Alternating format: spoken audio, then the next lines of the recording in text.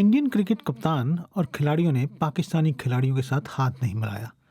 آخر اس میں ایسی کیا بڑی بات ہے؟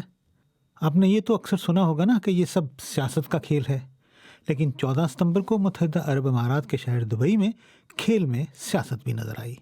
انڈین کپتان سوریہ کمار یادو نے پاکستانی کپتان اور کھلاڑیوں سے نہ صرف ہاتھ نہیں ملایا بلکہ ایک میچ کے بعد انٹرویو دیتے ہوئے یہ بھی کہہ دیا کہ اس میں پی سی سی آئی اور حکومت سب ساتھ تھے۔ گراؤنڈ میں کھلاڑیوں کے آپس میں ہاتھ ملانے کا کوئی قانون یا رول نہیں ہے، بس ہاتھ ملانا کھیل کی روح میں شامل ہے، ایک روایت، ایک ایٹیکیٹ ہے۔ ٹاس کے وقت اور میچ کے اختتام پر کھلاڑی آپس میں ہاتھ ملاتے ہیں اور اس طرح کھیل دوستانہ ماحول پر ختم ہو جاتا ہے۔ کرکٹ کے مبصرین کہتے ہیں کہ میچ سے پہلے یا بعد میں ہاتھ ملانے کی کوئی شرط نہیں ہے اور نہ ہی یہ ضروری ہے، لیکن ضروری یہ ہے کہ اپنے حریف کے ساتھ عزت سے پیش آیا جائے اور ہاتھ ملانا اسی عزت کا حصہ ہے۔ یہی وجہ ہے کہ جب کوئی ٹیم میچ جیتتی یا ہارتی ہے تو بیٹنگ کرنے والے بلے باز پوری ٹیم سے ہاتھ ملا کر مبارکباد دے کر گراؤنڈ سے جاتے ہیں۔